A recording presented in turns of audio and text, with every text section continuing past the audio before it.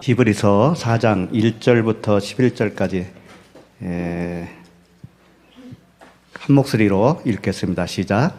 그러므로 우리는 두려워할지니 그의 안식에 들어갈 약속이 남아 있을지라도 너희 중에는 혹 이르지 못할 자가 있을까 함이라.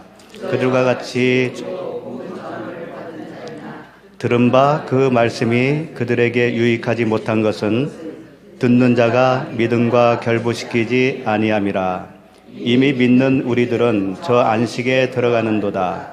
그가 말씀하신 바와 같으니 내가 노하여 맹세한 바와 같이 그들이 내 안식에 들어오지 못하리라 하셨다 하였으나 세상을 창조할 때부터 그 일이 이루어졌느니라.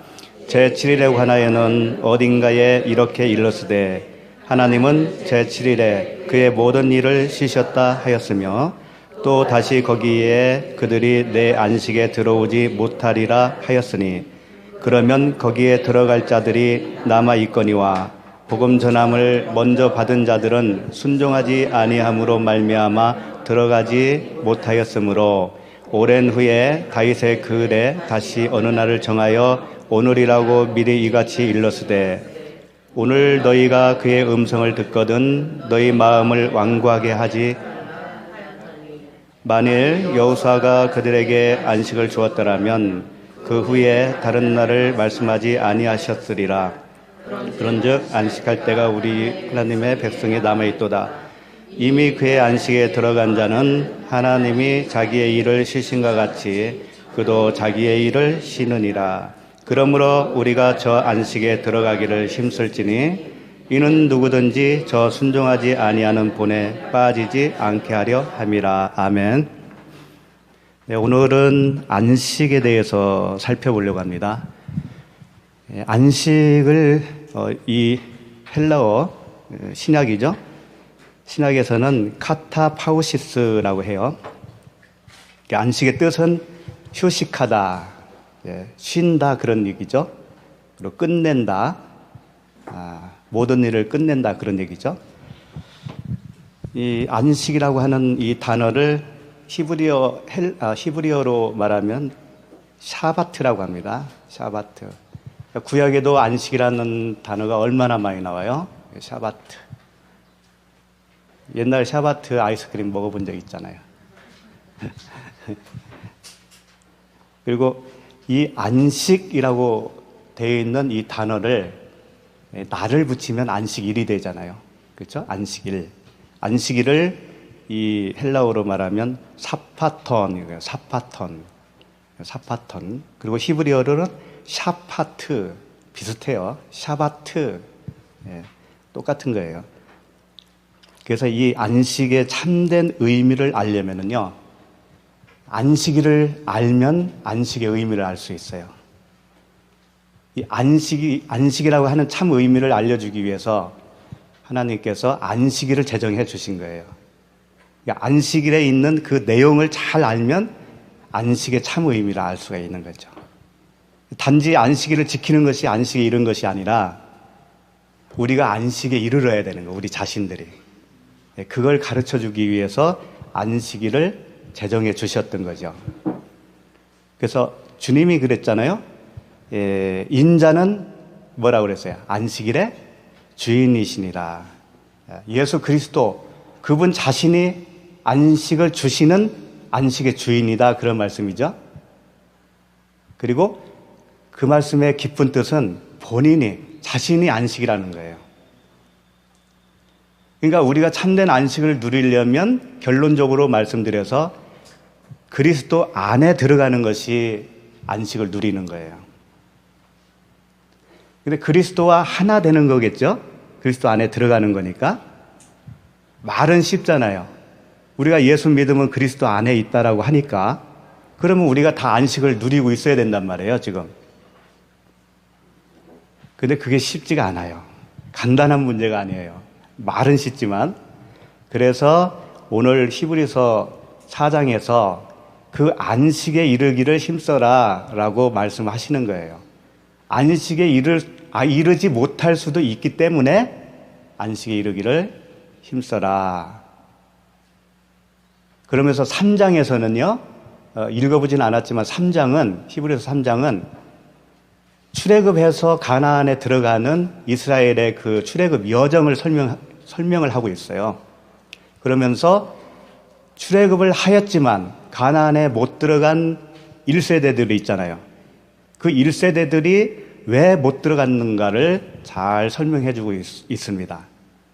그것을 간간히 살펴보면서 오늘 말씀을 보려고 합니다. 주님이 또 이런 말씀 하셨습니다. 또 이르시되 안식일이 사람을 위하여 있는 것이 아니요 사람이 안식일을 위하여 있는 것이니. 이런 말씀 들으셨죠? 안식일이 사람을 위하여 있는 것이지 사람이 안식일을 위하여 있는 것이 아니다라고 하는 말씀이 뭐예요? 이스라엘 백성들은 지금도 안식일을 잘 지킵니다. 그 안식일에 해야 할 거 하지 말아야 할 사항들이 있잖아요. 실제 다녀온 사람들이 말씀하시는데 안식일날 이 엘리베이터 버튼을 누르는 것도 일이래요. 그걸 하면 안 된다는 거죠. 그래서 고용인을 써서 눌러달라고 한다는 거죠. 그래서 어떤 것은 일이고 어떤 것은 일이 아니고 그것을 명백히 그분들은 구분한다는 거죠. 그래서 열심히 안식일을 지킵니다. 근데 그 지키는 것이 너무나 어려운 거예요. 고통스러운 거예요. 그 자체가 짐이에요. 그러면 안식일이 사람을 위하여 있는 거예요, 그게? 사람이 안식일을 지키기 위해서 있는 거잖아요. 그렇게 되면. 주객이 전도된 거 아닙니까? 그런데도 불구하고 수많은 그 세월 동안 그렇게 안식일을 지키고 있어요. 지금도 안식일을 지키는 그런 그 교파들이 있습니다, 지금도. 그러면 이 안식일과 주일의 관계 잘 아시죠? 오늘날 우리는 안식일을 지키는 게 아니지 않습니까? 안식일은 언제예요? 토요일입니다. 지금으로 말하면 토요일이에요. 그러니까 우리는 일요일 날 이렇게 모이고 그 날을 지키는 거죠. 그래서 이 말씀을 보면은요, 처음에 예수님을 믿게 된 그 성도들이 처음에는 이스라엘의 그 안식일에 따라서 모였어요. 안식일을 그대로 그날을 지켰다고요. 그러나 내용은 다르지만 사도행전 13장 14절에 보시면 이런 말씀이 있어요. 그들은 버가에서 더 나아가 비시디아 안디옥에 이르러 안식일에 회당에 들어가 앉으니라. 그러니까 안식일에 회당에 들어가서 가르쳤어요. 바나바와 바울이. 사도행전 13장 42절에 보면 그들이 나갈새 사람들이 청하되 다음 안식일에도 이 말씀을 하라 하더라. 다음 안식일에도 복음을 전해달라, 그런 말씀이죠. 그러니까 이때만 해도 안식일에 회당에 모여서 그때 이제 말씀을 강론하고 했던 거죠. 근데 여기는 이스라엘 땅이 아닌데도 그랬단 말이에요. 소아시아에 흩어져 있는 디아스포라들이 회당에서 모여서 그렇게 예배를 드리고 했던 거예요. 그 당시에도. 그러니까 그리스도인들도 이 안식일을 그대로 그날을 지켰어요. 초기에. 그래서 점점 가면 갈수록 좀 달라지는 모습을 볼 수가 있거든요. 13장 44절에 보니까 그 다음 안식일에는 온 시민이 거의 다 하나님의 말씀을 듣고자 하여 모이니, 이때만 해도 안식일에 모였어요. 그 다음에 사도행전 15장 21절로 가니까 이는 예로부터 각 성에서 모세를 전하는 자가 있어 안식일마다 회당에서 그 글을 읽음이라. 이때까지도 안식일에 계속 모였던 거예요. 그런데 이제 18장 4절에 가니까 안식일마다 바울이 회당에서 강론하고, 이때도 역시 안식일에. 그러니까 상당 기간 동안 안식일에 모여서 말씀을 강론했던 거예요. 그렇지만 이게 언제까지 갈 수는 없었던 거예요. 왜 그러냐면 주님이 원하시는 그 방법대로 이제 점점 이제 변해가는 겁니다. 왜 그러냐면은 안식일에 계속 모이다 보면 안식일이라고 하는 그 율법을 지키는 것처럼 되거든요. 그렇죠? 그래서 그걸 이제 하나님은 점점 깨는 겁니다. 역사를 통해서도 그 일이 일어나는 거예요. 사도행전 20장 7절 보면 여기서부터 이제 달라집니다. 사도행전 20장 7절에 보면 그 주간의 첫날에 우리가 떡을 떼려 하여 모였더니, 여기 그 주간이라고 돼 있는데 이게 안식이라고 하는 단어예요. 그 안식 후 첫날 이런 뜻이에요. 근데 그 주간의 첫날 이렇게 되어 있는데 이 번역이 좀 그렇게 되어 있다고요. 그 안식 후 첫날이에요. 안식 후 첫날에 우리가 떡을 떼려 하여 모였더니 바울이 이튿날 떠나고자 하여 그들에게 강론할새 말을 밤중까지 계속하며, 이제 이때부터 안식 후 첫날 모이는 일들이 생겨나는 겁니다. 고린도전서 16장 2절에 보면 매주 첫날에 이렇게 되어 있어요. 근데 이 매주가 사파톤, 안식이라고 하는 뜻이에요. 안식일. 안식이 아니고 안식일. 그러니까 안식 후 첫날이에요. 여기도 번역을 잘못해 놓은 거죠. 안식 후 첫날에 너희 각 사람이 수입에 따라 모아두어서 내가 갈 때에 염불을 하지 않게 하라. 그러니까 안식 후 첫날, 지금으로 말하면 오늘이죠, 오늘. 그때 내가 갈 테니 미리 염불을 준비하고 있어라, 그런 얘기입니다. 그리고 그 골로새서 2장 16절에 보면 이런 말씀이 나와요. 그러므로 먹고 마시는 것과 절기나 초하루나 안식일을 이유로 너희든 누구든지 너희를 비판하지 못하게 하라. 이 말씀이 뭐냐면 절기라든지 어떤 지켜야 할 초하루, 매월 초하루에 어떤 행사를 한다든지 기념을 한다든지 절기를 지킨다든지 안식일을 지켜야 된다는 등 이런 말들에 대해서는 비판하지 말아라, 그런 얘기예요. 그러니까 처음에는 안식일에 모였다가 그 다음에 안식 후 첫날에 모였다가 그 다음에는 무슨 말씀 하시는 거예요? 어느 날을 정해서 모이는 게 그게 안식일이든 안식 후 첫날이든 그게 중요한 게 아니다라는 거예요. 무슨 말씀인지 아시겠어요? 우리가 지금 안식 후 첫날에 모입니다. 이것은 이렇게 모여야 되는 것이 진리고 이렇게 모여야만이, 이날 모여야만이 하나님을 예배하는 것이기 때문에 모이는 게 아니라는 거죠. 이날은 단지 약속을 했기 때문에 모이는 거예요. 그러니까 그런 의미로 바라봐야지 오늘은 주일이니까, 오늘은 안식일이니까 해서 모이는 것은 그날만 그 사람에게는 안식이라는 거예요. 그날만. 그 사람에게는. 근데 그건 자기가 만든 안식이에요. 그러니까 진리를 모르면 안식이 아닌 겁니다. 그래서 우리가 매 주일날, 일요일날 모이기는 하지만 이날은 우리가 약속한 거기 때문에 모이는 거예요. 월요일날로 약속을 하면 월요일날 모이면 그날이 그냥 모이는 날이에요. 주일은 일주일 전부 다 주일인 겁니다. 그렇다고 해서 일요일을 주일로 부르면 안 된다라든지 일요일이라고 부르는 게 좋다라든지 그런 의미는 아니에요. 명칭을 어떻게 사용하든 상관없습니다. 그러나 알고 하자는 거예요. 알고. 네. 그 안식일을 고집하는 그 교파들이 있지 않습니까? 지금도 제7일 안식일 예수 재림교, 네. 하나님의 교회 그 안산홍 있죠? 네. 그쪽 라든지 또 모르는 여러 그 교파들이 있다고 해요. 특히 요 근래에는 개신교, 미국에 있는 개신교 어느 목사님이 안식일을 지켜야 된다고 그렇게 심지어 말했던 것이 이슈가 되어서 또 그것을 따라야 된다라고 하는 사람들이 생겼다라는 거예요. 하여튼 어느 시대나 돌고 도는 것 같아요. 이 비진리는 계속 돌고 도는 거예요. 그래서 이제 우리가 오늘 알아보기 위한 것은 참된 안식이 무엇인가를 알아보는 겁니다. 그래서 안식일의 그 의미를 이제 살펴보면서 안식이 무엇인지를 알아보려고 합니다. 본문을 한번 보시겠어요? 히브리서 4장 1절.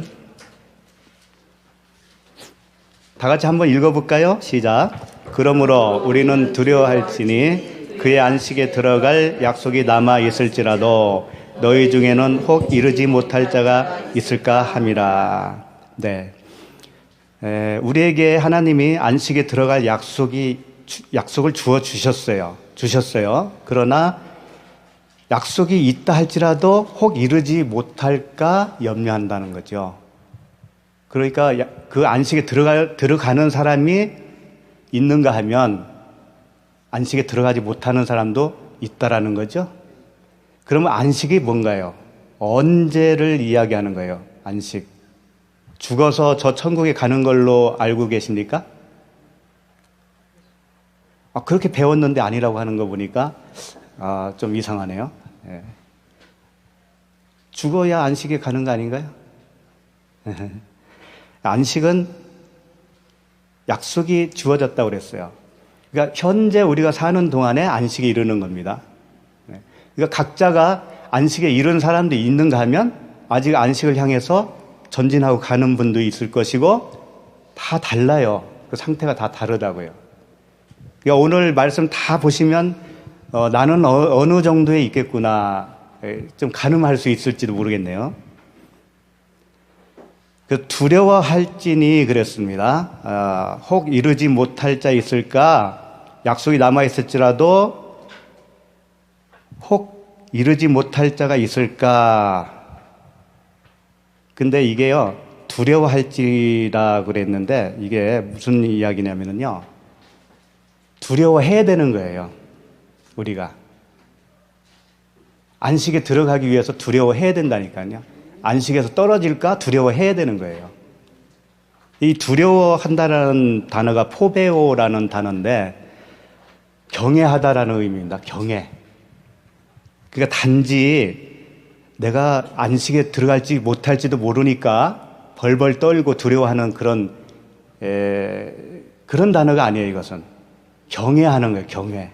하나님을 경외. 어떤 단어의 어떤 그 한계성이에요. 이게 표현을 어떻게 할 수 없으니까 이렇게밖에 못 하는데 무서워서 하는 게 아니란 말이에요. 하나님을 경외하는 것이 뭔지 알겠죠. 경외하기 때문에 안식에 들어가려고 한다는 거예요. 이런 말씀과 똑같습니다. 빌립보서 2장 12절에 보면 그러므로 나의 사랑하는 자들아 너희가 나 있을 때뿐 아니라 더욱 지금 나 없을 때에도 항상 복종하여 두렵고 떨림으로 너희 구원을 이루라.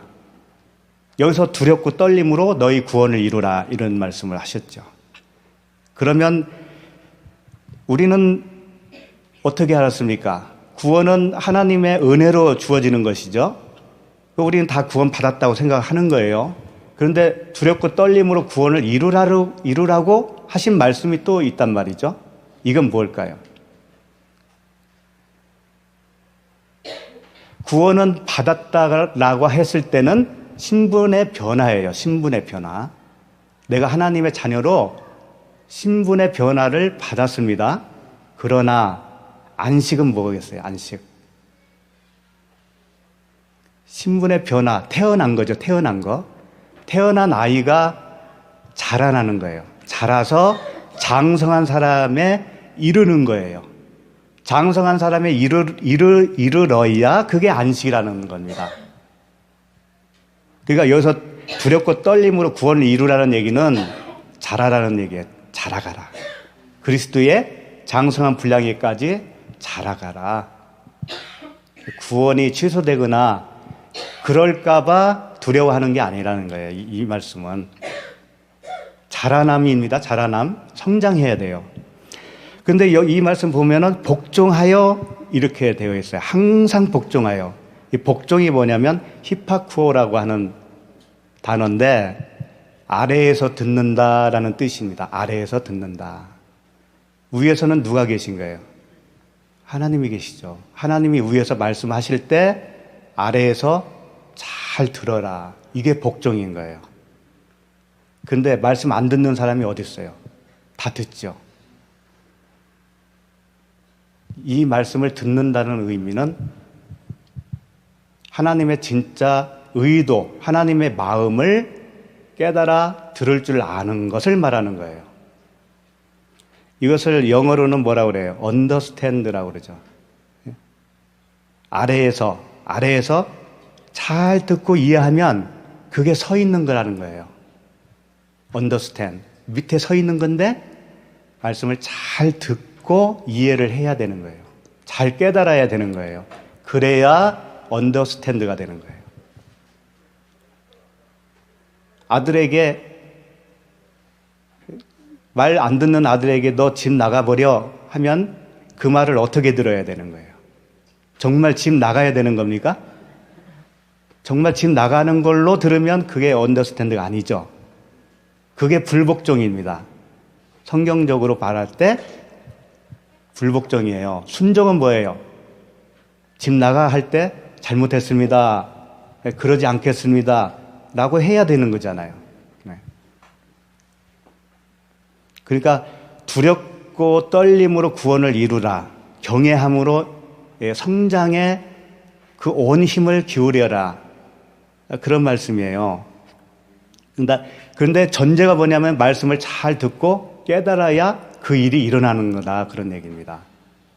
그 일이 일어나지 않으면 그냥 자기 생각대로 신앙생활 하는 거예요. 자기 생각대로, 말씀도 자기 생각대로, 다 자기 생각대로 하는 거예요. 그렇게 하면 안 된다는 거죠. 그래서 주님이 이런 말씀도 하셨습니다. 누가복음 14장 28절에 보면 너희 중에 누가 망대를 세우고자 할진대 자기의 가진 것이 준공하기까지에 족할런지 먼저 앉아 그 비용을 계산하지 아니하겠느냐? 그렇게 아니하여 그 기초만 쌓고 능히 이루지 못하면 보는 자가 다 비웃어 이르되 이 사람이 공사를 시작하고 능히 이루지 못하였다 하리라. 그러니까 망대를 세우기 위해서는 비용이 얼마 들지, 기간이 얼마 들지, 내가 가지고 있는 소유로 할 수 있을지 다 계산할 거 아니냐 이거예요. 그와 같이 너희들의 구원에 있어서도 계산을 해보라는 거예요. 어떻게 해야 구원에 이루고 어떻게 해야 안식에 이룰 수 있는가를 곰곰이 생각해보라는 겁니다. 무턱대고 그냥 가지 말고 생각해보라는 거예요. 그렇게 생각하지 못한 사람들이 누구예요? 출애굽해서 가나안 땅에 못 들어간 그 1세대들이에요. 그러니까 공사는 시작했는데 마치지 못한 거예요. 그 사람들은. 그러니까 너희들도 그렇게 될까 두려워하라 그런 얘기입니다. 네. 그러니까 예수님이 직업이 뭐였습니까? 예수님의 직업. 목수였죠. 사도 바울의 직업은 뭐였죠? 네? 장막 짓는 자들이죠. 네. 공통점이 있잖아요. 네.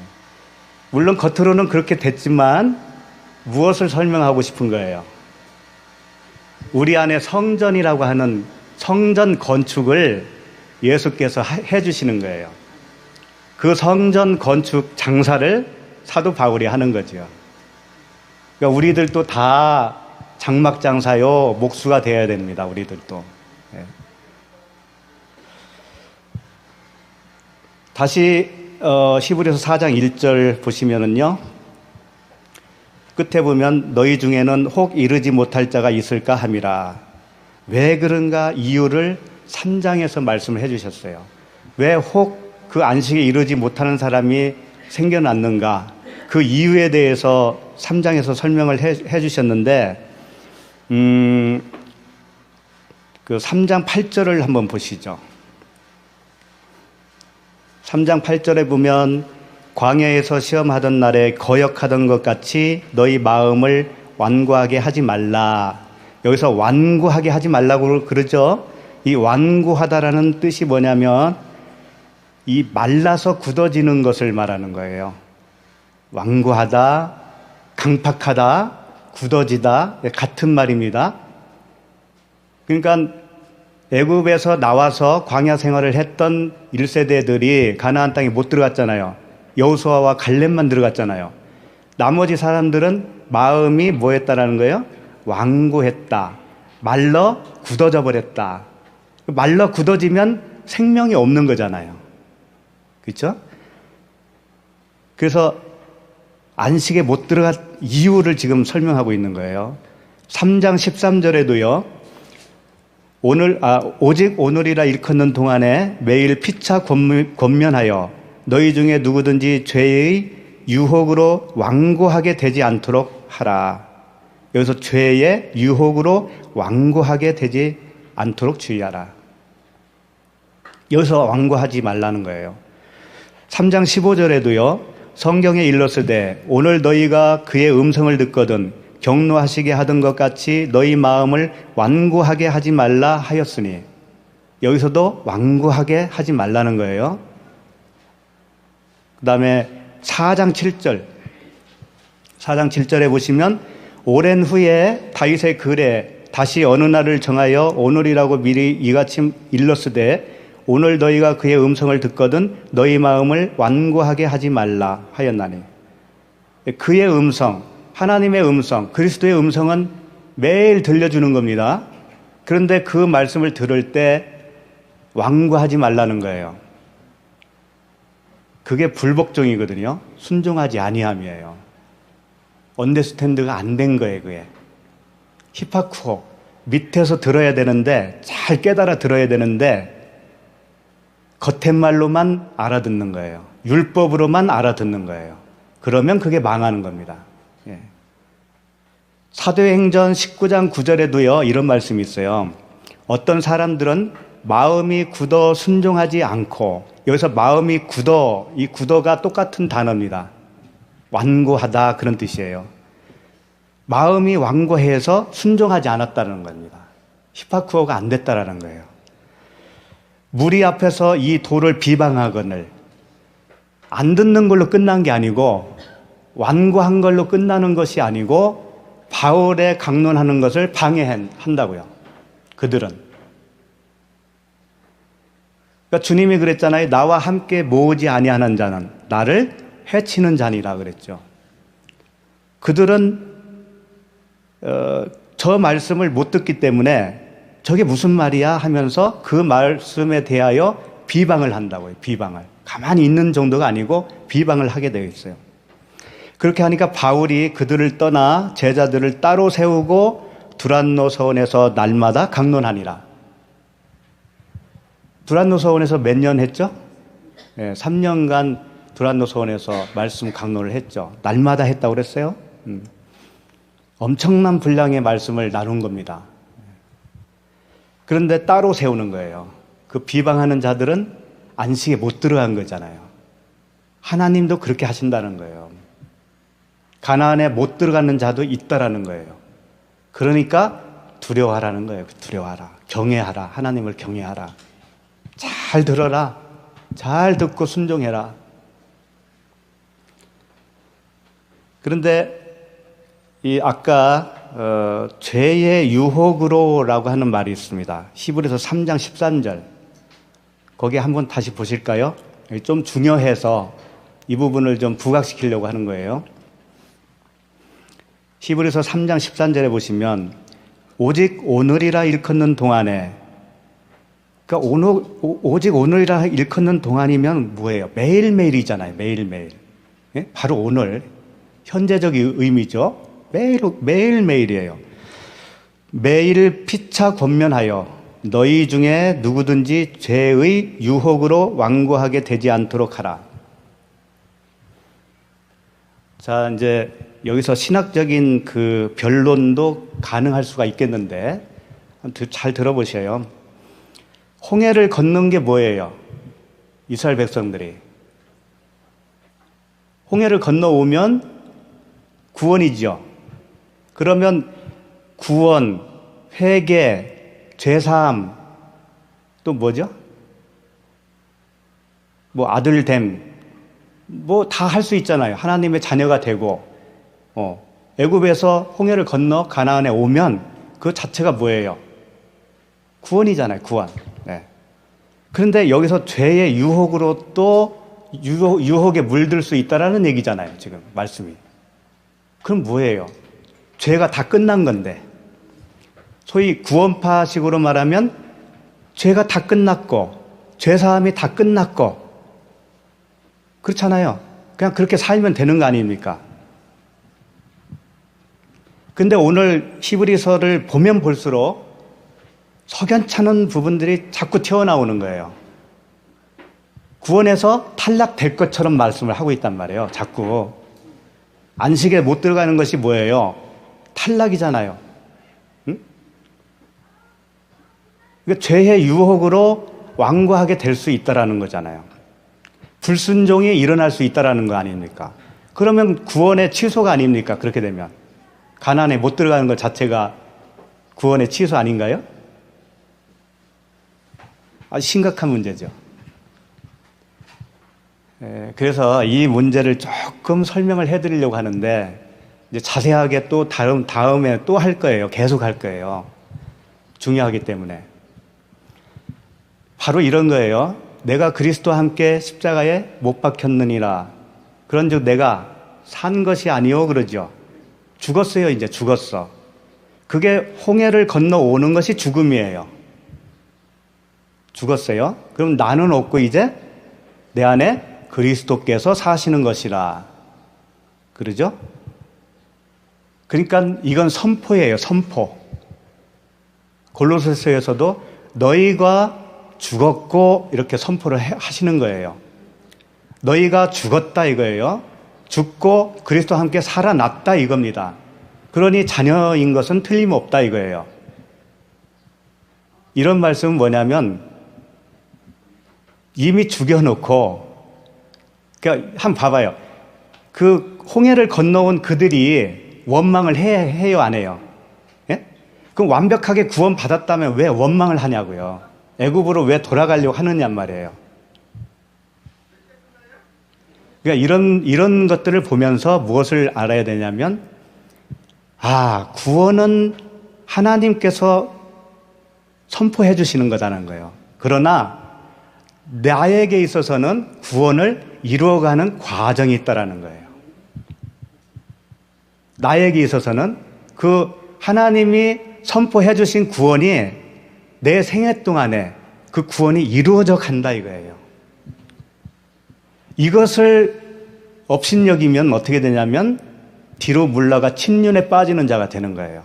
결국은 안식에 못 들어가요. 그런데 정말 주님이 구원하신 백성은 가나안까지 끌고 가요. 그게 약속이에요. 그러니까 우리는 그 약속만 붙잡고 바울이 말한 것처럼 이미 얻었담도 아니요, 이미 이루었담도 아니요, 나를 붙잡은 그 붙잡힘에 내가 그 붙잡으러 달려간다 이거예요. 그리고 뒤에 있는 건 잊어버린다고 그랬습니다. 바울은 뒤에 있는 건 다 잊어버려요. 그리고 앞에 있는 푯대를 향해서 간다고 그랬단 말이죠. 우리도 그런 자세가 필요하다는 거예요. 우리도. 그게 곧 안식의 삶이에요.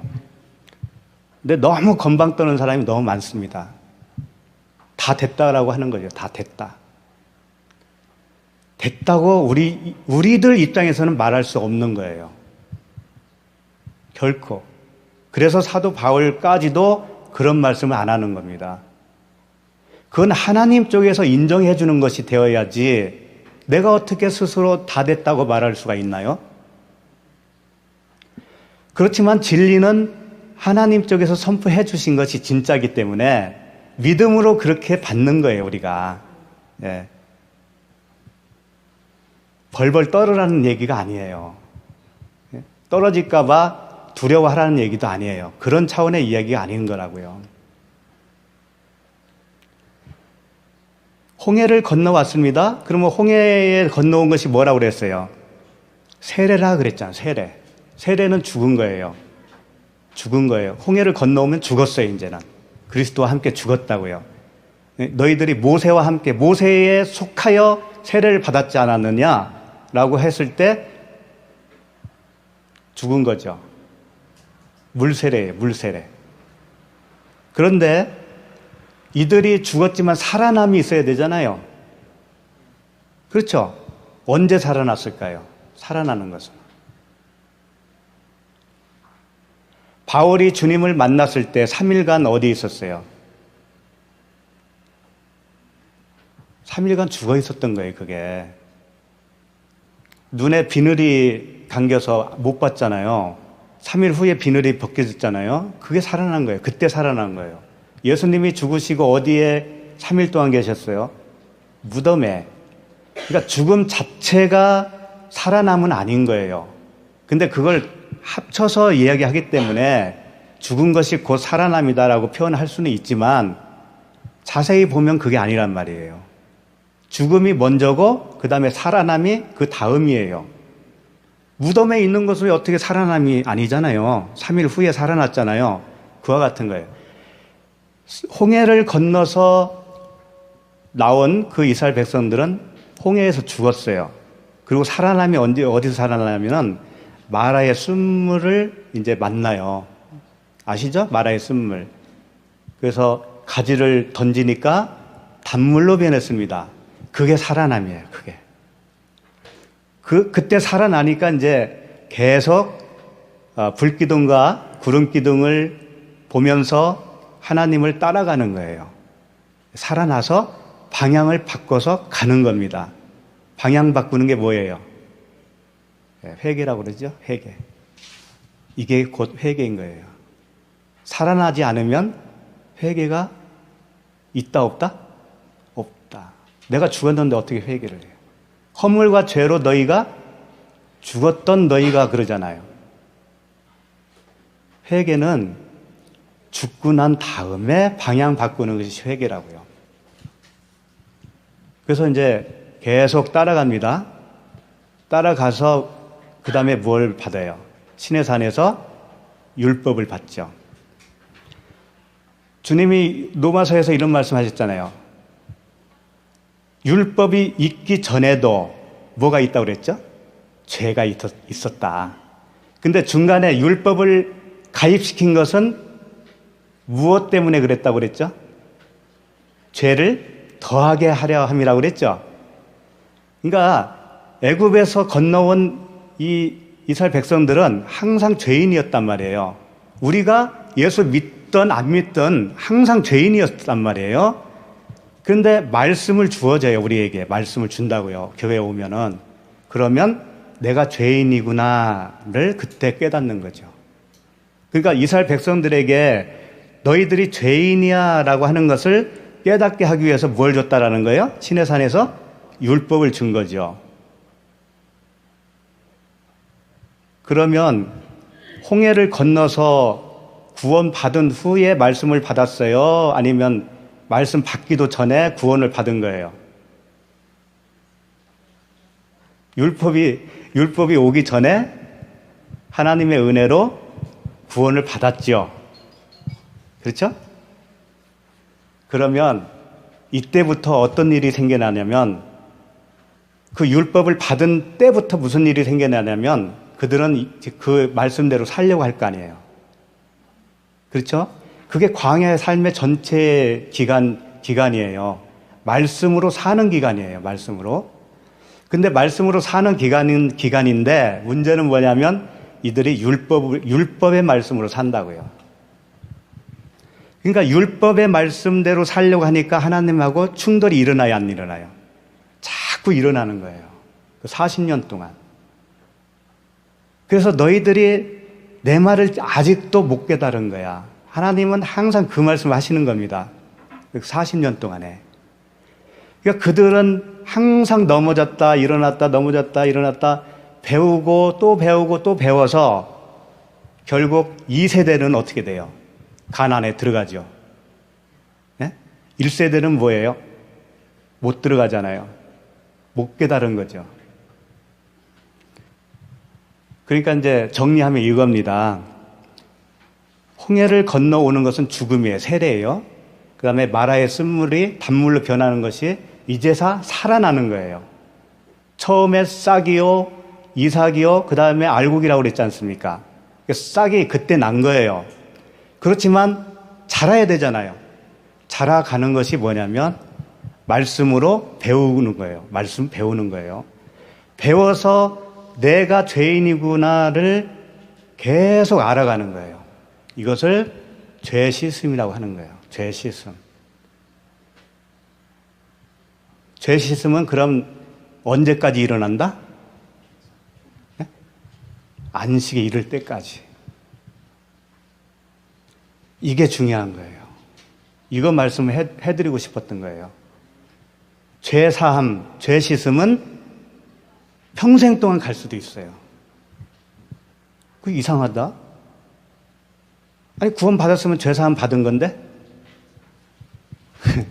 그래서 내가 신학적인 변론이 될 수도 있다고 미리 말씀드렸죠? 하나님이 이거예요. 너는 죽었다 천명을 하시고 죽여가요, 우리를. 너 죄 사함 받았어 천명을 해놓고 죄 씻음을 계속 해나가는 거예요. 이해가 갑니까? 그 과정이 다 지나가야 안식이라는 거예요. 자기를 보세요, 자기를. 자기를 보시면 너무나 잘 알 거예요. 근데 그 죄라고 하는 게 뭐겠어요, 죄? 말씀이에요, 말씀. 결국은 말씀이라고요. 잘못된 말씀은 첫 번째 주어지는 거예요. 누구든지 율법의 말씀으로 듣게 되어 있어요. 그게 첫 번째 거예요, 첫 번째. 주님이 그랬죠. 두 번째 것을 세우기 위해서는 첫째 것을 폐해야 된다고 그랬잖아요. 그게 주님이 하시러 오신 거예요. 그 일을. 율법 아래로 오셔서 율법을 폐하시기 위한 거죠. 다르게 표현하면 율법의 완성이고 또 다르게 표현하면 율법을 폐하는 거예요. 같은 겁니다. 그러니까 광야 40년은 죄 씻음을 계속 받는 기간이에요.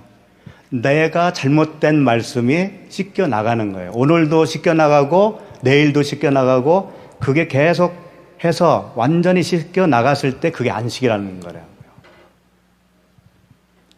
그리고 그와 더불어 말씀을 받기 이전에 어떤 상태였어요? 이스라엘 백성들이. 죄의 상태에 있잖아요. 죄인이지만 죄 사함을 천명은 받았어요. 그러나 죄인이에요. 왜 그러냐면 육신의 장막, 육신의 정력, 육신의 안목, 또 뭐죠? 이생의 자랑. 이게 우리들의 모습이에요. 참 모습. 이게 씻겨나가는 거예요. 이게 씻겨나가는 거예요. 그래야 하나님을 볼 수 있고 하나님께 나아갈 수 있는 거예요. 그것을 언제까지 한다? 광야 40년 동안. 나에게도 그 기간이 다 있는 겁니다. 누구나. 그래야 안식에 이른다. 그런 얘기예요. 그게 안식인 거예요. 그래서 지금까지 말씀드린 거에 대한 그 증거로 사도행전 2장 38절을 보시면 이런 말씀을 하십니다. 베드로가 이르되 너희가 회개하여 각각 예수 그리스도의 이름으로 세례를 받고 죄사함을 받으라. 그리하면 성령의 선물을 받으리니. 지금 이게 짤막한 말씀 하나 한 줄에 다 들어 있습니다. 순서가 다 들어 있어요. 순서가.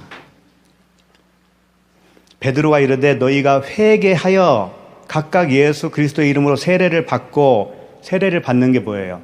죽었잖아요. 죽음이죠. 죽고 그 다음에 죄사함을 받으라 그랬어요.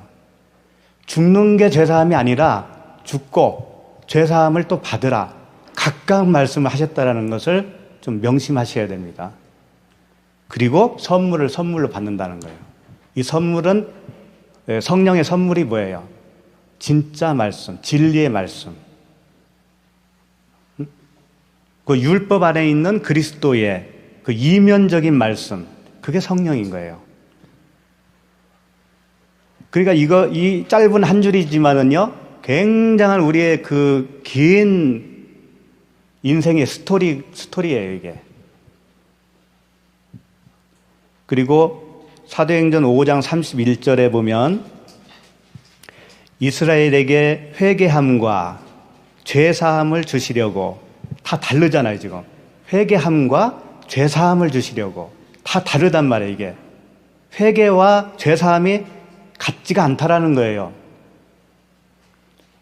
주시려고 그를 오른손으로 높이사 임금과 구주로 삼으셨느니라. 그러니까 죄사함은 우리가 다 받아요. 물론 거듭나면 다 끝난 겁니다.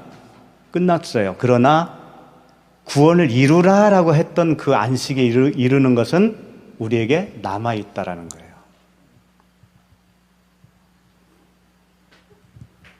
계시록에 보면은요, 굉장히 중요한 말씀이에요. 계시록 7장 14절에 보시면 내가 말하기를 내 주여 당신이 아시나이다 하니 그가 나에게 이르되 이는 큰 환난에서 나오는 자들인데 어린 양의 피에 그 옷을 씻어 희게 하였느니라.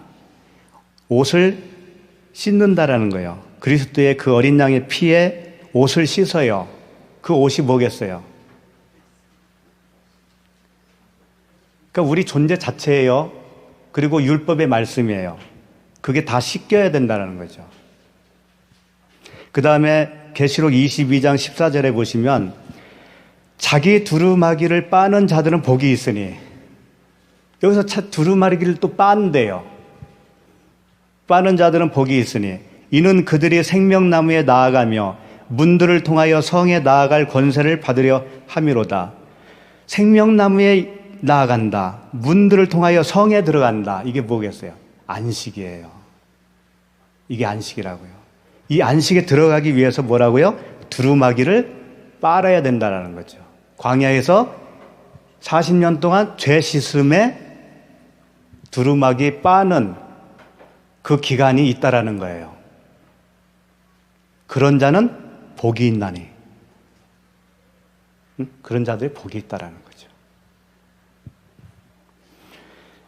에베소서 5장 26절을 보시면 이는 곧 물로 씻어 말씀으로 깨끗하게 하사 거룩하게 하시고, 다 같은 말씀이에요. 지금 물로 씻는 게 뭐예요? 말씀으로 깨끗하게 하는 거예요. 말씀 몰랐을 때가 어디 있었습니까, 우리가? 근데 잘못된 말씀을 씻는 거예요. 율법을 씻어내는 거예요. 그래야 안식이라, 그런 얘기입니다. 그러니까 이제 정리를 하면 사망을 선포하는 거예요. 세례를 받으면 물로. 그러면 선포하고 우리를 죽여가는 거예요. 그리스도와 함께 십자가에 못 박혔나니 했는데 나 보니까 안 죽어있네. 그거 죽여가는 거예요, 하나님이 계속. 그 다음에 죄사함도 선포를 해요. 이미 죄사함을 받았느니라 그래 놓고 죄 씻음을 계속 해나가요. 이렇게 말씀으로 씻어내야 가나안에 들어가는 거예요. 그게 성령의 세례예요. 가나안에 들어가는 것이 다 씻었잖아요. 이제 말씀으로 두루마기를 다 빨았잖아요. 그게 성령 세례란 말이에요. 그게 육신의 정력, 안목의 정력, 이생의 자랑이 모두 씻겨져야 들어가는 곳, 그게 가나안이에요. 히브리서 4장 2절 본문으로 다시 돌아가겠습니다. 이제 2절 하니 어떻게 하니? 자, 2절 한번 다시 읽겠습니다. 시작. 그들과 같이 우리도 복음 전함을 받은 자이나 들은 바 그 말씀이 그들에게 유익하지 못한 것은 듣는 자가 믿음과 결부시키지 아니함이라. 복음 전함을 받았어요. 애굽에서 나온 모든 백성들이 받았습니다. 그랬는데 그 말씀이 그들에게 유익하지 못한 것은 그렇게 듣는 자가 믿음과 결부시키지 못했기 때문이다라는 거죠. 그럼 믿음과 결부하지 못했다라는 게 뭘까요? 믿음과 결부되는 게 뭘까요? 믿음은요, 예수 믿으면 다 믿음이 있다고 그러죠. 그건 나의 믿음이에요. 처음에는 나의 믿음으로 출발하는 거예요. 근데 주님이 주시는 믿음이 있어요. 그 주님이 주시는 믿음과 나의 믿음이 하나가 안 돼요. 그래서 충돌을 해요. 충돌을. 그래서 자기 걸 붙잡아. 끝까지. 그러면 결부가 안 된 거예요. 그러면 유익이 없는 거라 이거예요. 이게 결부시키다라고 하는 게 신계란님이라고 하는 단어예요. 신은 뭐냐면 함께라는 뜻입니다. 신. 그리고 계란님이는 섞다라는 거예요. 무엇과 섞어야 되냐면 하늘에서 주는 그리스도의 믿음에 함께 내가 섞어져야 되는 거예요. 내 믿음 버리고 그리스도께서 주시는 믿음에 내가 섞어져야 된다. 그런 얘기예요. 그게 결부예요. 그렇게 믿음과 함께 섞어지지 못했을 때 그게 유익이 없는 거다. 그게 완악한 거다라고 하는 겁니다. 잘못 들었기 때문에 그런 거예요. 잘못 들었기 때문에. 4장 3절 읽겠습니다. 이미 믿는 우리들은 저 안식에 들어가는도다. 그가 말씀하신 바와 같으니 내가 노하여 맹세한 바와 같이 그들이 내 안식에 들어오지 못하리라 하셨다 하였으나 세상을 창조할 때부터 그 일이 이루어졌느니라. 이게 이제 무슨 말씀이냐면 이미 믿는 우리들은 저 안식에 들어가는도다. 들어간다라고 하는 게요. 이런 뜻이에요. 안식을 먼저 해야 되겠네요. 우리들은 저 안식에 들어간다 할 때 그 안식이 이런 거예요. 그 안식은 하나님의 안식이에요. 하나님의 안식. 우리는 어떻게 생각하냐면 내가 빨리 안식에 들어가면 좋겠다. 그래야 나도 쉬잖아. 그것만 바라죠. 근데 이 안식은 하나님의 안식이라고요. 나의 안식이 아닌 거예요. 그래서 이 말씀이 어디에 있는 말씀을 인용하신 거냐면 시편 95편 11절 말씀인데 읽어드릴게요. 그러므로 내가 노하여 맹세하기를 그들은 내 안식이에요. 하나님의 안식이라고요. 내 안식에 들어오지 못하리라 하였도다. 그러니까 우리는 안식 들어가는 것조차 나 편한 것만 생각한다니까. 근데 1차적인 것은 그 안식은 하나님 거라는 거예요. 내 안식. 이게 중요한 거예요. 내 안식. 그 안식에 들어가면 하나님이 안식하는 거예요. 내가 안식하기 이전에 하나님이 안식한다니까요. 왜 그럴까요? 하나님과 나의 관계를 한번 생각해 보세요. 내가 어린아이라고 했을 때 하나님은 어머니나 아버지가 되겠죠. 아이들 다 키우셨으니까 알죠? 아이를 내가 품 안에 안을 때가 아이에게는 가장 안전할 때죠. 품 안에 안아야 되는데 아이가 자꾸 도망 다녀요. 안 오고 도망 다녀. 그러면 쫓아다녀야 되잖아요. 그리고 아이를 어떻게 해요? 젖도 주고 우유도 주고 밥도 주고 해서 자꾸 키워야 되잖아요. 장성할 때까지. 장성할 때까지는 엄마가 쉬어요, 안 쉬어요? 못 쉬잖아요. 그러니까 장성한 자가 되면 그게 안식인데 안식에 들어가면 하나님이 쉬는 거예요. 하나님이 일을 쉰단 말이에요. 우리를 키우는 일을 하나님이 멈춘다 이거예요. 하나님 좀 쉬게 합시다.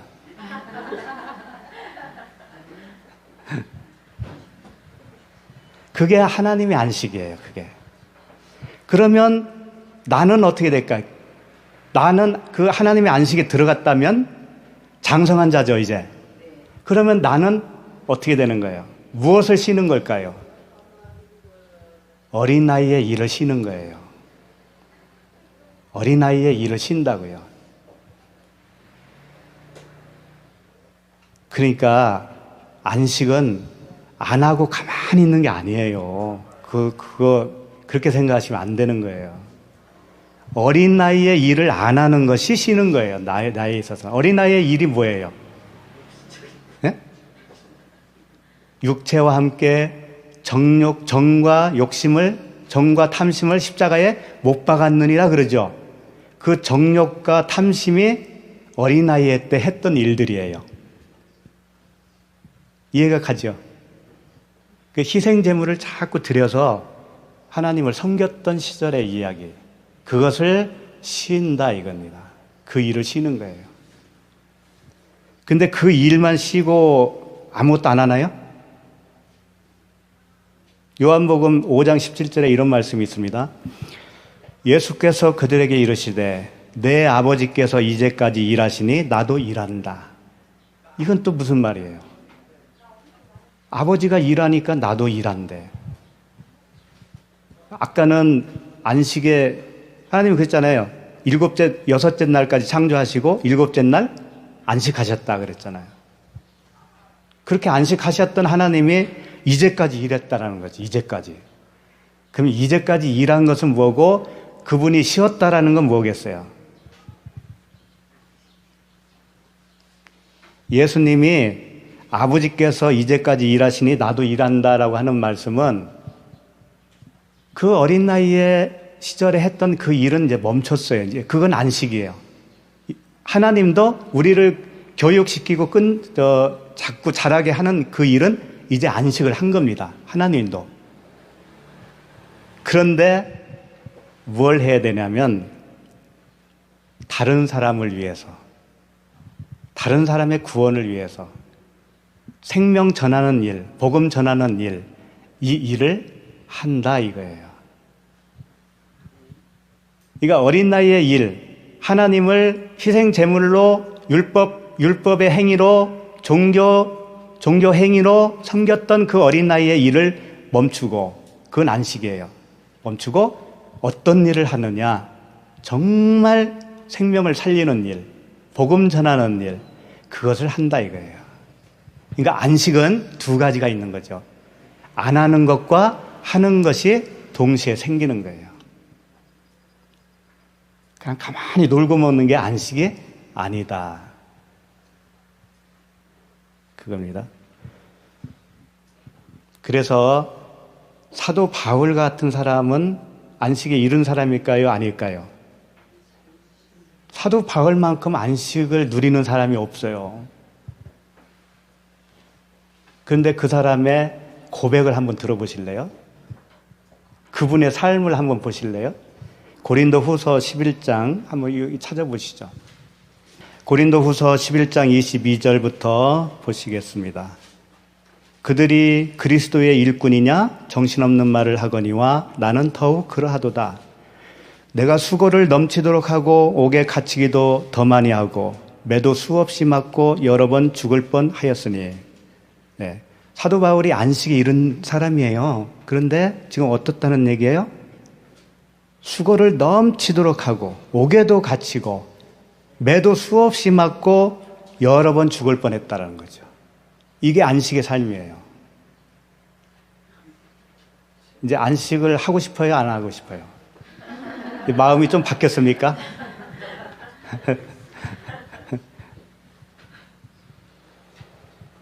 23절 유대인들에게 40에서 하나 감암매를 5번 맞았으며 태장을 맞은 거죠. 5번이나 40에 하나 감암매 40까지는 때리지 말라고 하는 거죠. 39번까지만 때리라는 거예요. 죽으니까 죽을 뻔한 거죠. 24절 3번 태장으로 맞고 1번 돌로 맞고 3번 파선하고 일주야를 깊은 바다에서 지냈으며. 이게 안식이라니까요. 그 다음에 25절 여러 번 여행하면서 강의 위험과 강도의 위험과 동족의 위험과 이방인의 위험과 시내의 위험과 광야의 위험과 바다의 위험과 거짓 형제 중에 위험을 당하고. 참 이런 일을 어떻게 겪었을까? 우리 보고 이런 일을 겪으라고 하면 나 안식 안 가도 좋으니까 이대로 살래요 그럴 거예요. 오늘날 잘못된 게 많아요. 율법에서 빠져나오라고 하니까 뭐든지 안 하려고만 하잖아요. 열심히 하는 사람을 폄하하잖아요. 새로운 열심이 우리에게 있는 거라니까요. 잘못된 열심이 죽고 새로운 열심이 생겨난다니까요. 26절 또 수고하며 애쓰고 여러 번 자지 못하고 줄이며 목마르고 여러 번 굶고 춥고 헐벗었노라. 이 외의 일은 고사하고 아직도 날마다 내 속에 눌리는 일이 있으니 곧 모든 교회를 위하여 염려하는 것이라. 참 이 바울의 그 마음을 어찌 다 이해할 수 있을지 모르겠어요. 이렇게 매맞고 죽을 고비를 수없이 넘겼는데도 불구하고 교회를 위해서 염려하고 있다는 거죠. 이런 목자가 있을까요? 누가 약하면 내가 약하지 아니하며 누가 실족하게 되면 내가 애타지 아니하더냐? 바울의 심정, 목자의 심정이죠. 예수 그리스도의 심정. 29절 내가 부득불 자랑할진대 내가 약한 것을 자랑하리라. 그렇게 했어도 바울은 자기 자랑이 없다라는 거예요. 왜 그럴까요? 30절 주 예수의 아버지 영원히 찬송할 하나님이 내가 거짓말 아니하는 것을 아시느니라. 이 뜻은 뭐냐면 바울이 한 것이 그분이 하신 거라는 거예요. 그러니까 자기가 자랑할 게 없지. 수없이 맞고 죽을 뻔했어도 주님이 당한 거예요. 그게 주님이. 그렇게 여길 줄 아는 것이 안식에 이른 거예요. 오히려 바울은 내가 복음을 전한 후에 탈락될까 봐 오히려 그렇게 염려한다고 그러잖아요. 그래서 이제 오늘 말씀에 어디까지 했죠? 본문 말씀 3절이죠. 3절. 3절을 다시 보셔요. 보시면 안식에 들어가는 도다라고 하는 것이요. 이 에이세르 코마이라고 하는 단어인데 여기에는 에이세르 코메타라고 되어 있어요. 이게 무슨 뜻이냐면 들어가기는 들어가는데 현재 들어간다 이거예요. 현재. 이거 안식이 우리가 죽어서 그 천국, 하늘나라 천국에 들어가는 것이 안식이 아니라 현재 내가 들어가는 것이 진짜 안식이라는 거예요. 오늘 각자에게 오늘이 안식이 되었으면 좋겠어요. 네. 그리고 세상을 창조할 때부터라는 말씀이 있죠. 거기에. 네. 그러니까 이건 무슨 말씀이냐면 가나안, 그 출애굽을 해서 가나안에 들어가는 그 실질적이고 역사적인 모델이 우리에게 주어졌잖아요. 그 가나안에 들어간 자도 있고 못 들어간 자도 있죠. 그 들어간 자만 안식이다 라고 하는 것은 모형으로 주어졌다 그런 말이에요. 그래서 창조할 때부터 있었다라는 얘기는 뭐냐면 하나님께서 그 안식의 주인이시라고 그랬잖아요. 하나님이 그 안식을 이미 창조해놓고 계셨다라고 하는 뜻이에요. 처음부터 안식이 있었다라는 거예요. 우리에게도 마찬가지예요.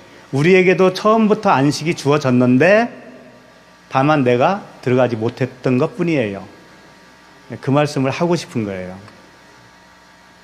자, 그 다음에 4절 히브리서 4장 4절 읽겠습니다. 시작.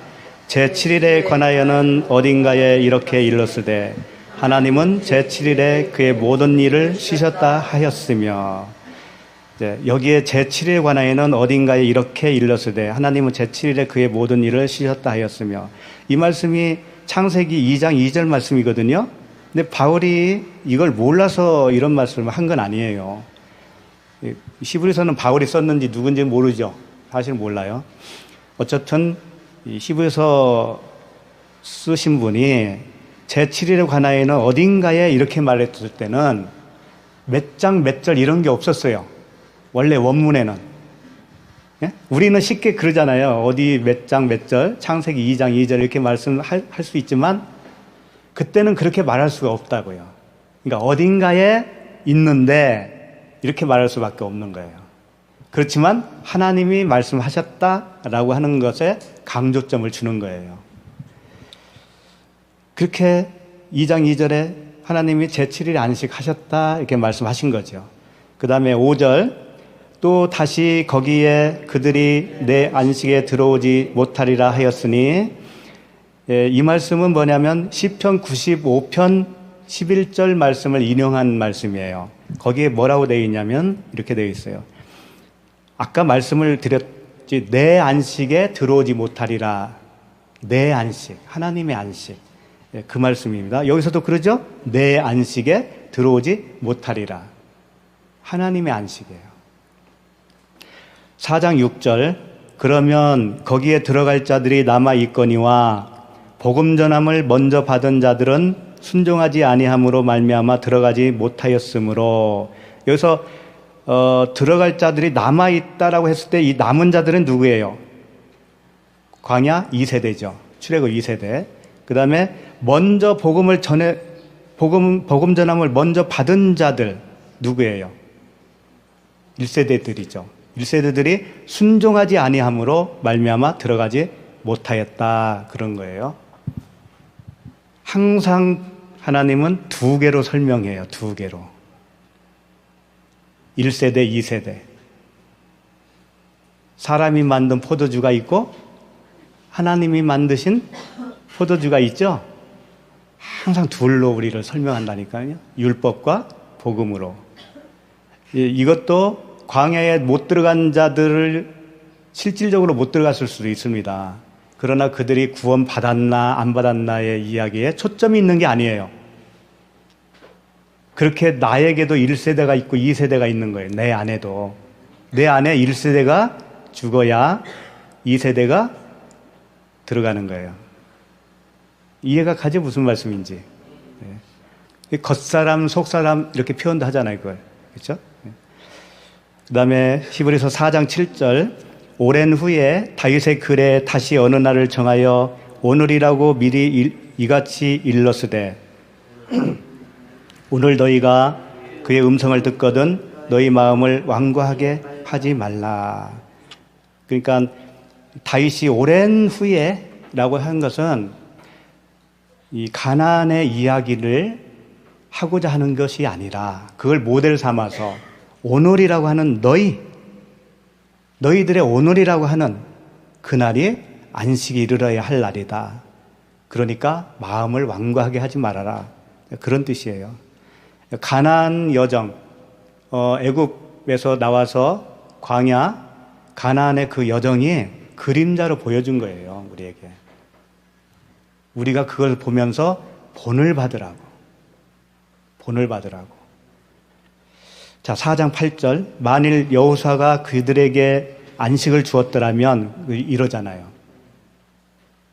그러니까 정말 그 가나안 들어가는 게 정말 안식이라면 이런 얘기예요. 그게 아니라는 거예요.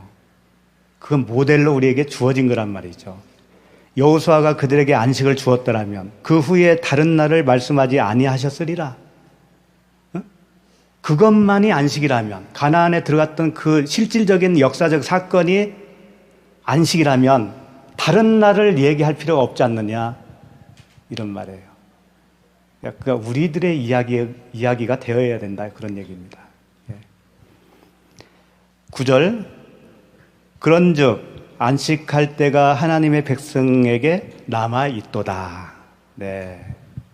그러니까 우리들에게도 그 안식할 때가 남아 있다. 가나안의 이야기가 아니야. 너희들의 이야기야. 그런 말씀이죠. 10절 읽어볼까요? 이미 그의 안식에 들어간 자는 하나님이 자기의 일을 쉬신과 같이 그도 자기의 일을 쉬느니라. 하나님이 자기의 안식이니까 내가 그 안식에 들어가면 하나님이 더 이상 나에 대해서 하는 일이 없어지잖아요. 그러니까 쉰다라는 거예요. 그럼 나도 옛날에 했던 그것을 쉬게 되잖아요. 서로 안식이 되죠? 서로 안식이 돼요. 그러니까 갈라디아서 5장 24절 말씀처럼 그리스도 예수의 사람들은 육체와 함께 그 정욕과 탐심을 십자가에 못 박았느니라가 되는 거예요. 안식에 들어간 자는 다 못 박은 거예요.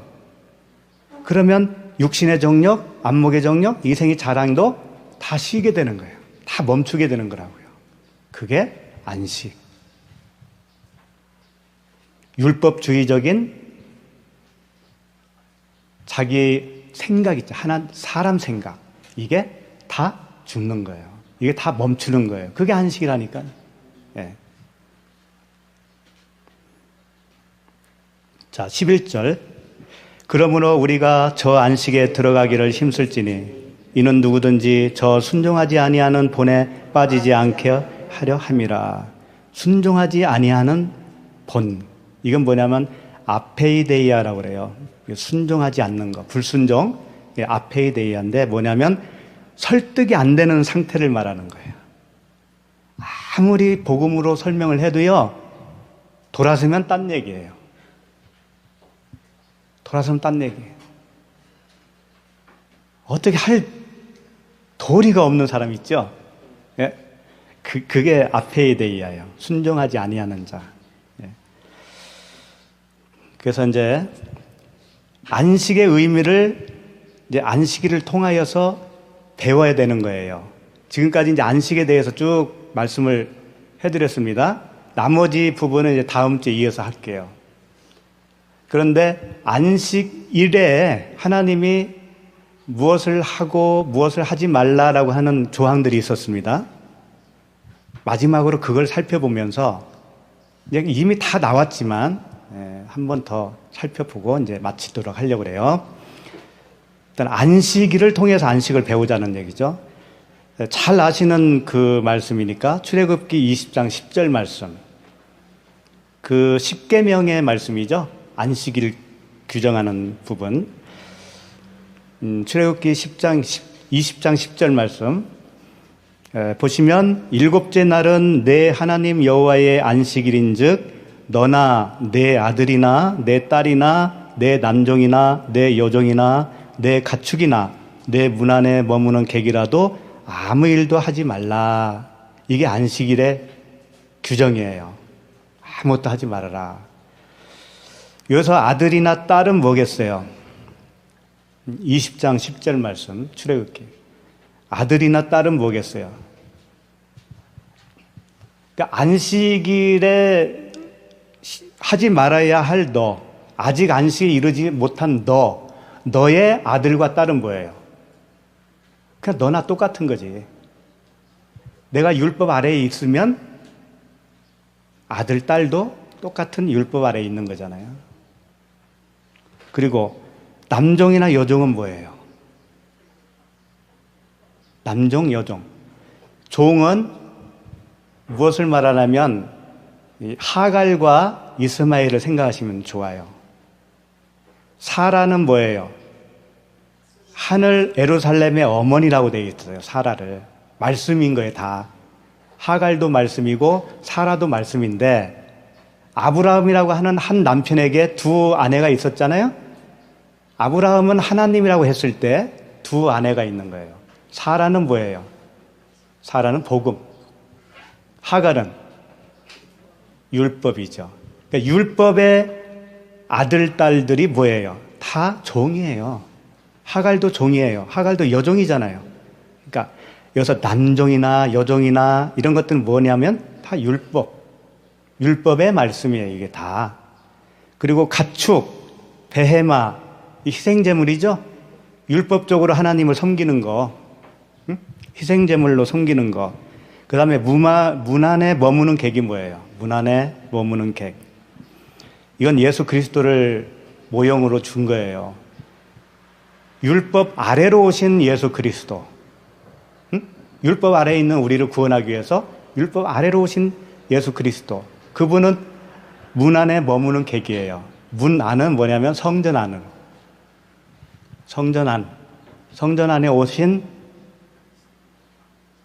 나그네라는 거죠. 객이니까. 예수님이 자기 땅에 오매 어떻게 해서 자기 땅에 왔는데 영접하는 자가 없었다. 그러니까 자신이 오히려 이방인이 되어버렸어요. 자기를 영접하는 사람이 하나도 없으니 자기가 객이 되어버렸다니까요. 그게 예수 그리스도예요. 그러니까 이걸 다 하지 말라는 건 뭐냐면 통틀어서 율법적인 종교 행위로 멈춰라. 그 행위를 멈춰라. 그런 거예요. 예? 하지 말아야 할 거. 자, 그리고 에레미야 17장 21절 보실까요? 에레미야 17장 21절. 에레미야 17장 21절에 보시면 여호와께서 이와 같이 말씀하시되 너희는 스스로 삼가서 안식일에 짐을 지고 예루살렘 문으로 들어오지 말며. 짐을 지고 예루살렘 문으로 들어오지 말라는 거죠. 언제? 안식일에. 예. 안식일에 금해야 할 일이에요. 아까 출애굽기에서 말씀하신 것이 이제 좀 구체적으로 설명되어지고 있는 거예요. 그럼 안식일에 예루살렘 문으로 짐을 지고 들어오지 말라고 했는데 그 의미도 잘 모르겠죠. 좀 어렵죠. 그래서 느헤미야 13장 15절로 가보시면 조금 알 수 있어요. 느헤미야 13장 15절. 찾으신 분들 같이 한번 읽어볼까요? 시작. 그때에 내가 본즉 유다에서 어떤 사람이 안식일에 숨틀을 밟고 곡식단을 나귀에 실어 운반하며 포도주와 포도와 무화과와 여러 가지 짐을 지고 안식일에 예루살렘에 들어와서 음식물을 팔기로 그날에 내가 경계하였고. 네. 여기 보면 안식일에 나귀에다가 뭘 실었잖아요, 잔뜩. 그렇죠? 포도주, 포도, 무화과, 뭐 여러 가지 짐을 나귀에게 실었어요. 나귀에게 실어서 예루살렘에 들어와 가지고요, 그걸 가지고 장사를 해. 또 장사, 안식일에. 이 포도주, 포도 이런 것은요 율법이에요. 다 율법이에요. 가나안 포도 아시죠? 가나안 혼인잔치. 그때 처음에 뭐였어요? 포도주.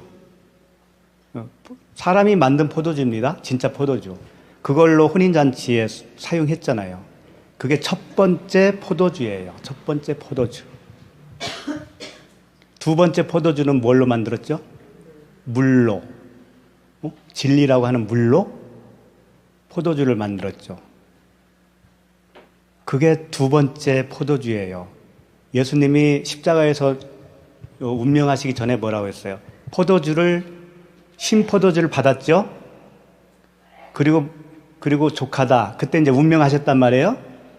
또 어떤 말씀 하셨냐면, 내가 이제는 이 땅에서 난 포도주를 영원히 내가 안 먹겠다. 그런 말씀도 하셨죠. 그리고 새 포도주를 먹겠다. 그랬잖아요. 그러니까 항상 첫 번째 것이 있고 두 번째 것이 있어요. 지금 나귀에 실은 이 물건들은 다 율법적으로 버려야 할 것들이에요. 이게 첫 번째 거예요. 첫 번째 거. 나귀는 또 뭐겠어요? 나귀. 예수님이 예루살렘에 입성할 때 뭘 타고 오셨어요? 나귀. 그 나귀가 뭘 상징할까요? 우리들이에요. 우리들. 율법 아래에 있는 우리들. 우리들이 그 율법을 지고 있는 거죠. 그러니까 그 나귀에다가 잔뜩 싣고 있는 거예요. 그걸 파는 거죠. 그게 어디서 나오냐면 예수님이 성전 정화 사건 아시죠? 거기서 다 내쫓고 갈아엎고 그랬잖아요.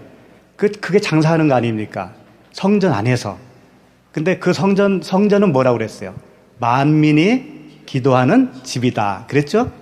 그러니까 참된 성전은 그 율법의 행위로 되어지는 것이 아니고 거기서 기도의 집이다. 네가 바로 기도라고 하는 성전인 것이다 라고 하는 말씀이에요.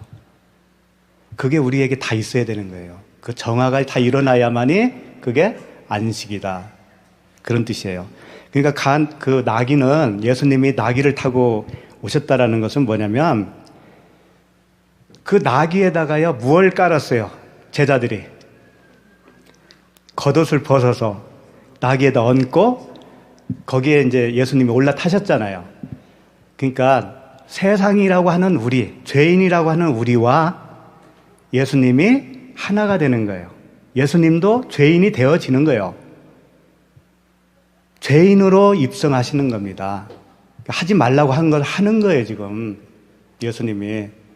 나귀에다가 잔뜩 실은 거예요. 뭘 실었어요?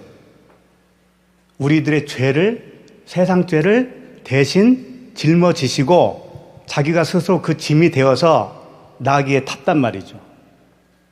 그래서 예루살렘에 들어가서 하지 말라는 걸 하는 거예요. 그러니까 어떻게 해요? 하지 말라는 거 했으니까 어떻게 해요? 반드시 어떻게 해야 되는 거예요? 죽이라고 그랬잖아요. 안식일을 범하면. 그렇죠? 그러니까 예수님은 자기가 그렇게 죄인으로 되어서 세상 죄를 짊어지고 와서 십자가에서 죽으시는 겁니다. 우리도 그렇게 되어야 된다는 거예요. 우리도. 네. 그 여정이 광야의 여정이다. 그 여정이 다 끝나야 안식이다라고 하는 거예요. 그러니까 나귀라고 하는 것은요, 나예요, 나. 네 발 달린 다리로 기어다니는 나이다. 세상 율법주의의 나예요. 예. 자, 결론에 들어가겠습니다. 하여튼 안식에 들어가려면 내 안으로 짐을 들여오지 말아야 돼요. 이제 우리가 기도하는 집이 되었다면 내 안으로 율법이라고 하는 짐을 들어오면 안 돼요. 그게 안식일에 금하라고 한 거예요. 그게 규정이에요. 그래서 이런 말씀 하셨잖아요. 그 유명한 말씀. 수고하고 무거운 짐진 자들아, 그 짐이 뭐겠어요? 나귀에다가 잔뜩 실은 율법의 짐이에요. 그 짐을 가지고 다 내게로 와.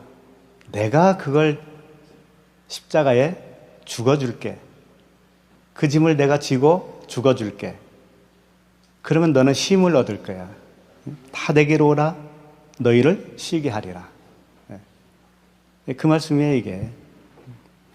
그러니까 이 짐은 표면적 율법의 말씀의 지배를 받고 있는 나예요. 그 상태에 있는 그 상태를 무거운 짐을 지고 있는 상태인 거예요.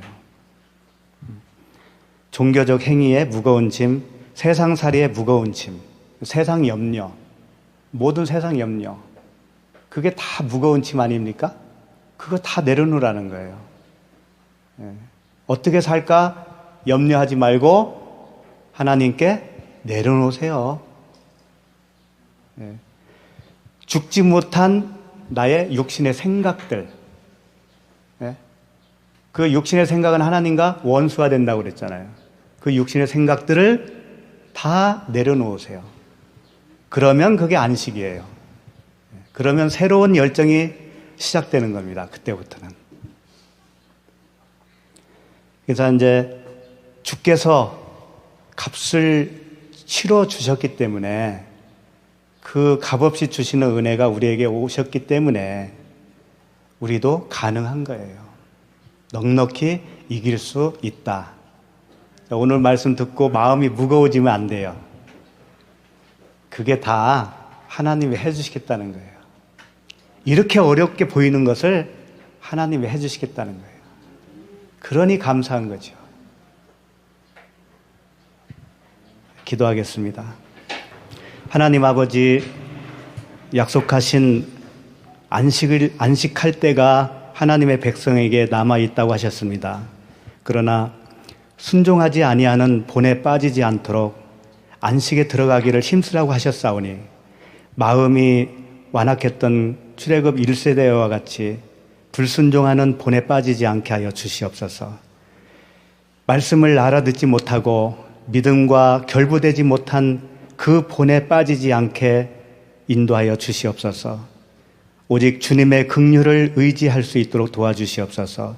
우리의 눈과 귀를 열어주시옵소서. 수고하고 무거운 짐을 완전히 내려지게 하여 주시고 주님이 약속하신 그 안식에 참여할 수 있도록 인도하여 주시옵소서. 육신의 정욕과 안목의 정욕과 이생의 자랑으로 일괄했던 그 모든 일이 멈춰질 수 있도록 도와주시옵소서. 이제는 복음과 사랑을 실어 나르는 새로운 나귀가 되게 하여 주시옵소서. 예수 그리스도 이름으로 기도드리옵나이다. 아멘.